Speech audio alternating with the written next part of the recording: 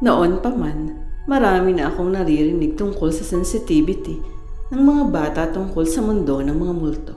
Sabi nila, mas prone daw na makakita ng multo ang mga bata dahil inosente ang kanilang isipan at pure ang kanilang heart. Pero hindi ko masyadong iniintindi ang ganong mga sabi-sabi. Not until marinig ko ang kwento sa akin ni Tina, isang single parent, nagtatrabaho sa isang bangko sa Visayas Avenue. Ito ang nakakapangilabot niyang karanasan base sa kakaibang nakikita ng kanyang 5-year-old son na si Josh at ang kaibigan nitong si Big Bertha.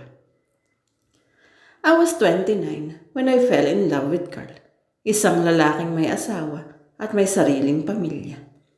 I used to dream when I was a little girl na by that time, ikinakasal na ako sa simbahan sa aking Prince Charming.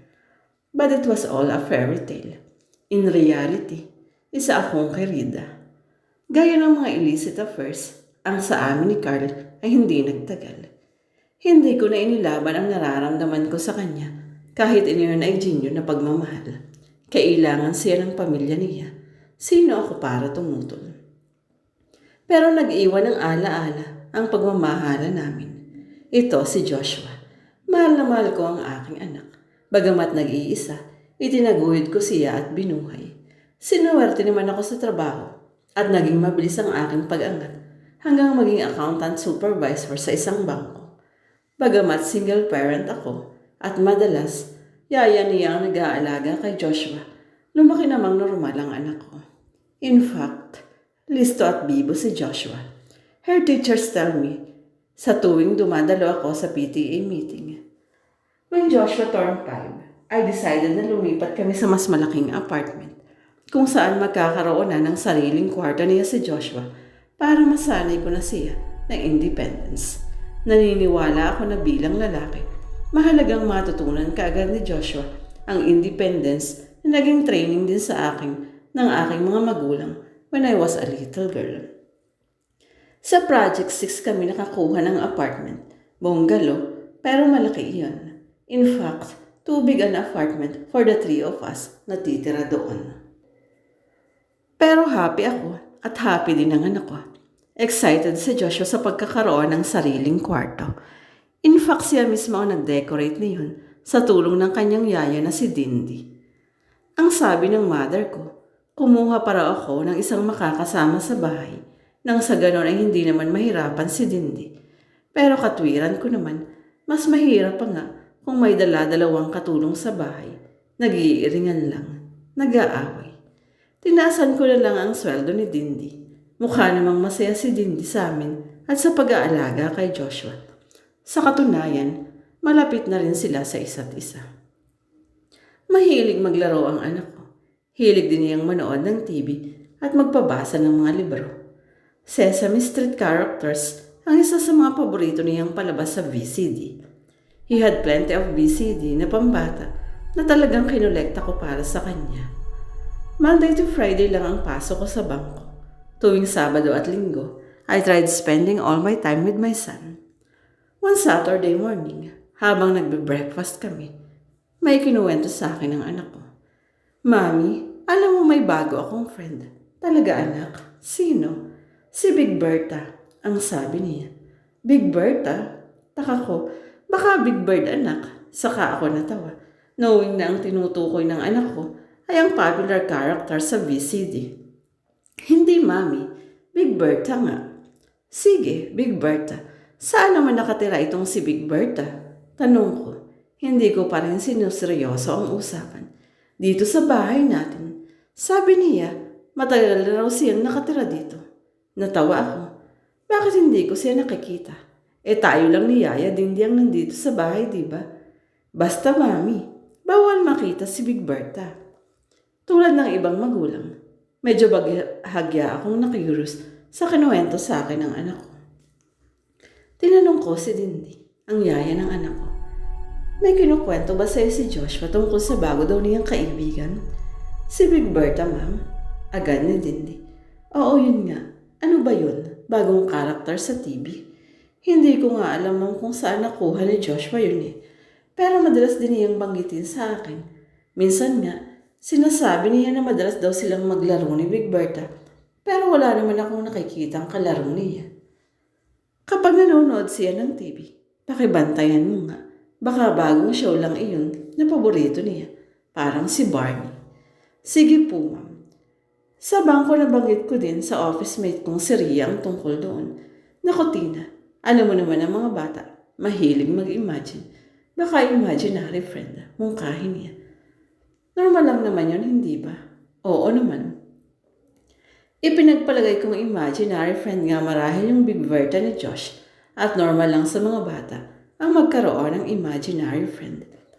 Pero minsan nang ihatid ko sa school niya si Josh, kinausap ko ang teacher niya. Kinumusta ko ang bata. Okay naman siya Mrs. Lucera. Matalino nga si Josh. Mahusay sa klase. Mabuti naman.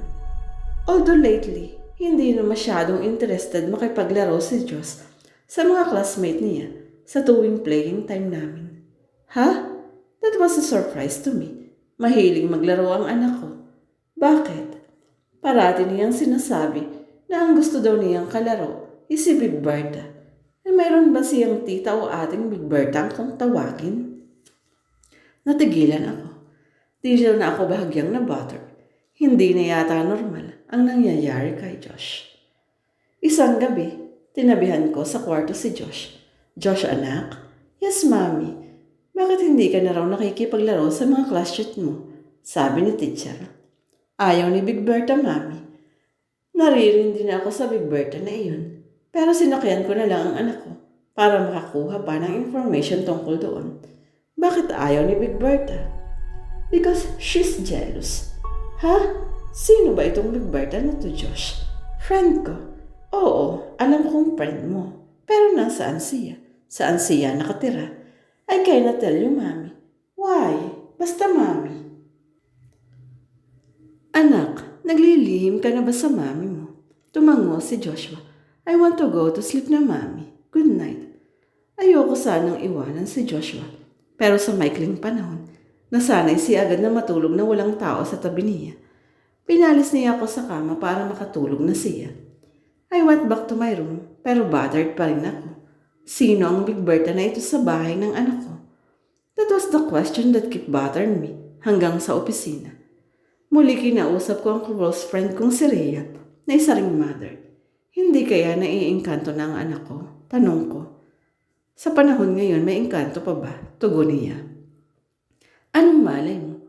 Singit ng isa pa naming kasamahan sa trabaho na si Det, mapamahiin. Napabindisyon mo na ba ang apartment na nilipatan ninyo? Oo naman, tugon ko kaagad. Wala ka pa kasi dito sa branch kaya hindi kita na-invite, no? Biro ko. Baka minamaligno na nga ang anak mo, Tina. Ano ba yung nilapitan yung apartment? Panguusisa ni Det. Okay naman siya.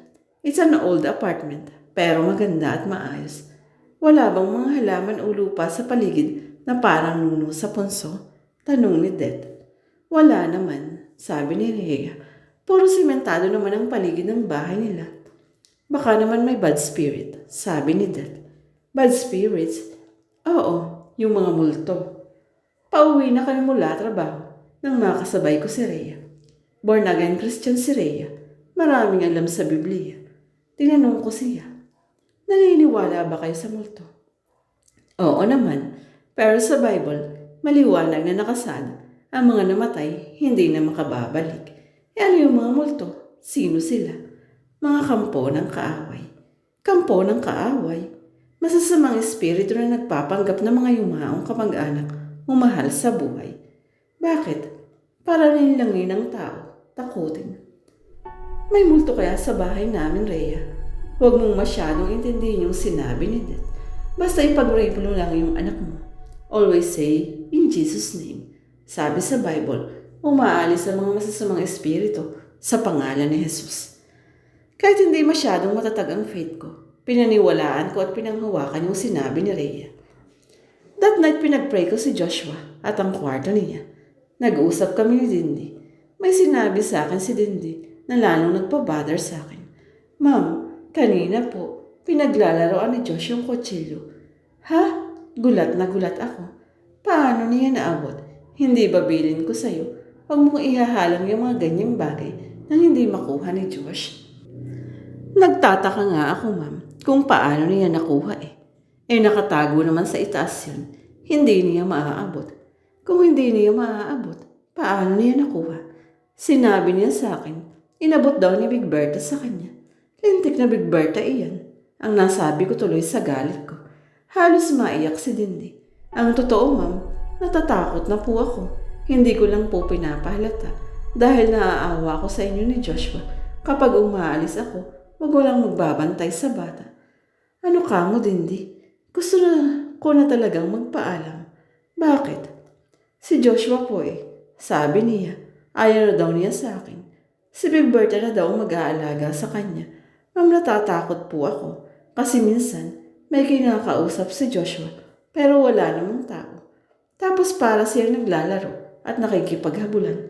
Wala namang humahabol sa kanya. Bakit mo yan ngayon lang sinabi sa akin? Patuloy ang iyak ni Dindi. Ayoko po kasing mag-worry kayo. The next day, umabsent ako sa trabaho. Pinatingnan ko sa pedya si Joshua. Okay naman si Joshua. He's perfectly healthy. Ang totoo, hindi naman talaga yun ang sadya ko. Gusto ko lang makausap si Doktora Shadora para mailabas sa kanya ang salawin ko tungkol sa nangyayari sa anak ko. I was hoping na may scientific explanation iyon at hindi tulad ng sinasabi ni Det na maligno o multo. Nasa denial stage pa kasi ako ng mga sandaling iyon.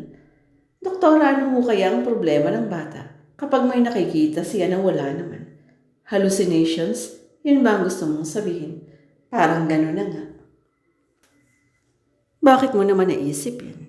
Kinuwento ko sa kanya yung mga observations ni Dendi kay Joshua. I'm not sure what to tell you, ang sabi ng doktora. Pero if you want, may kakilala akong child psychologist. She may help you. Ibinigay niya sa akin ang pangalan at ang clinic. Pero hindi kami nagpunta ni Josh. Ang hirap tanggapin sa isang magulang na baliw ang anak niya. Although going to the psychiatrist doesn't necessarily mean na baliw ang isang tao. Just the same, hindi ko gusto yung stigma. So I went back to Rhea and Det and asked them for help. Ipatawas mo na ang anak mo. Baka napaglalaruan.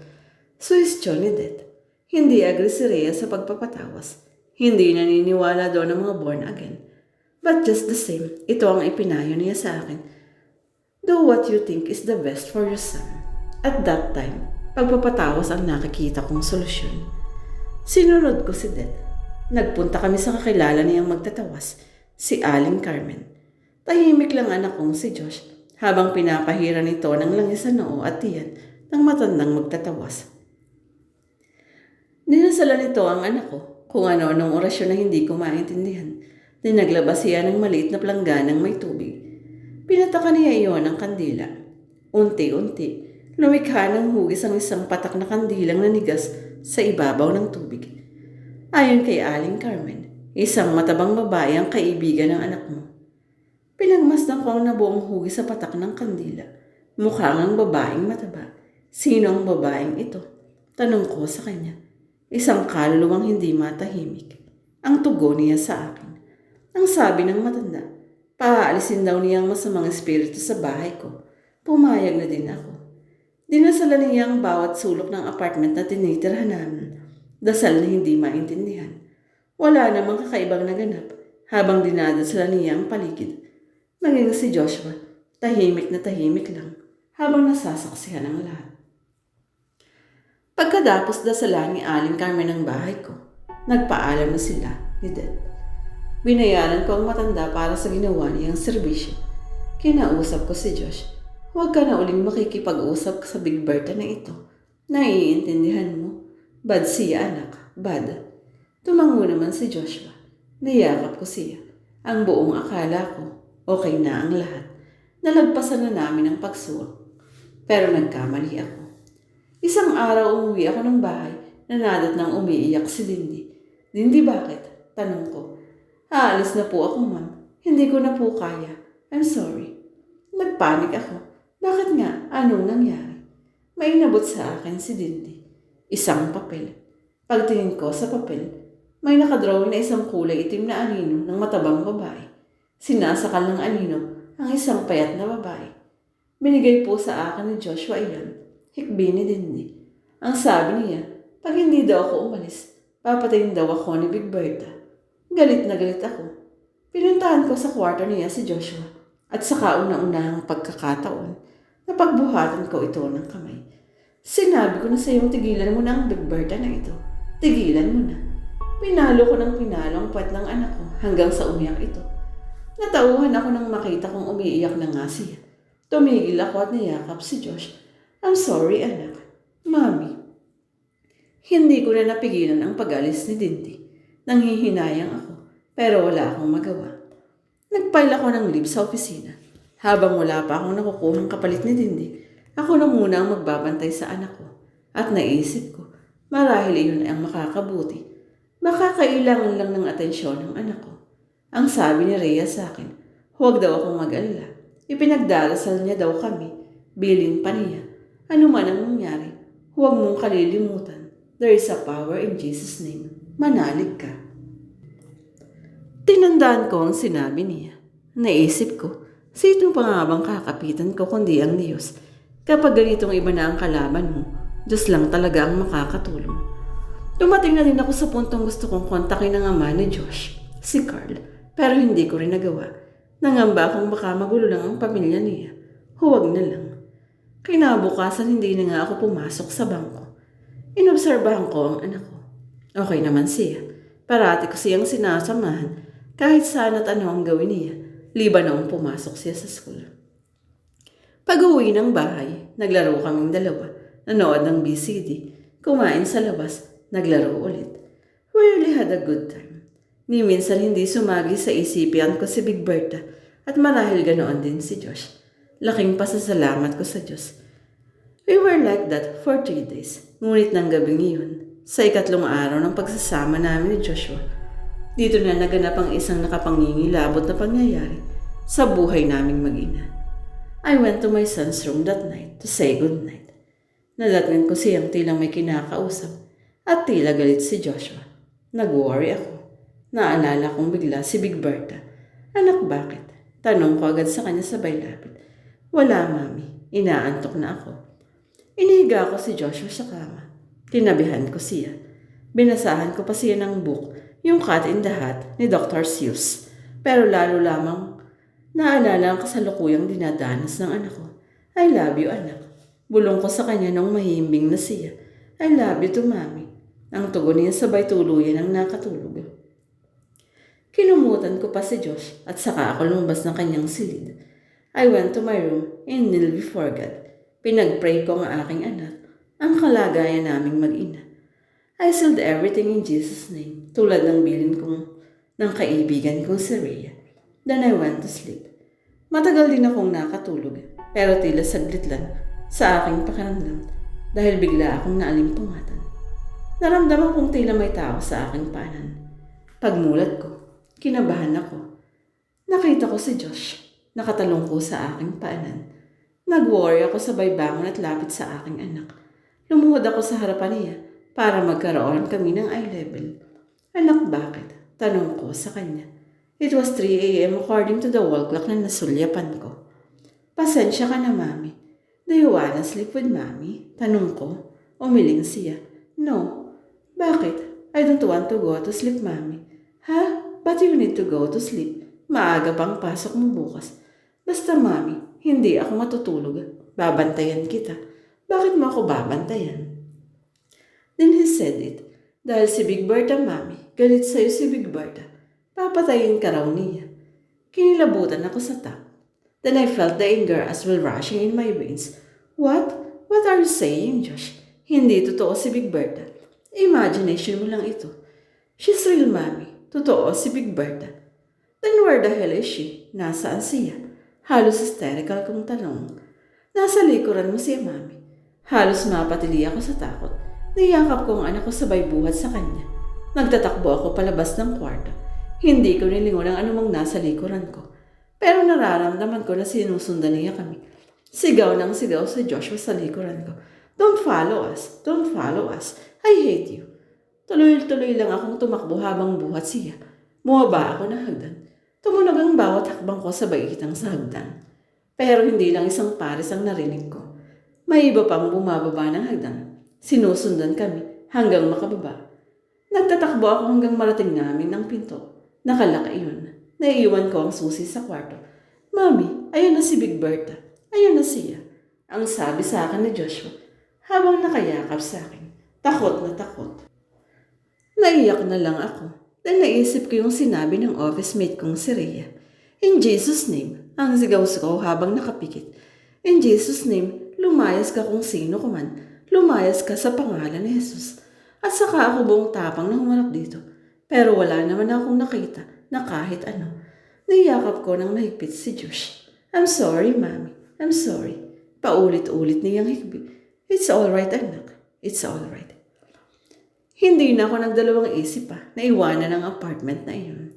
The next day, ipinahakot ko na agad ang mga gamit namin sa malalapit na kamag-anak. Hindi na kami bumalik ni Joshua sa loob ng apartment na iyon. Galit sa amin ang may-ari ng apartment. Hindi daw namin tinapos ang kontrata. Sinabi ko na lang huwag na niyang ibalik ang depositong ibinigay ko para pang-cover sa anumang abalang nagawa namin. Tinanong ako ng assistant at pinsan ni Mrs. Fur kung bakit daw kami aalis ng bigla sa apartment nila gayong kalilipat lang. Nabanggit ko ang tungkol kay Big Berta. Nakita kong gumuhit ang takot sa mukha ni Mildred. Namangha ako. Bakit ang tanong ko?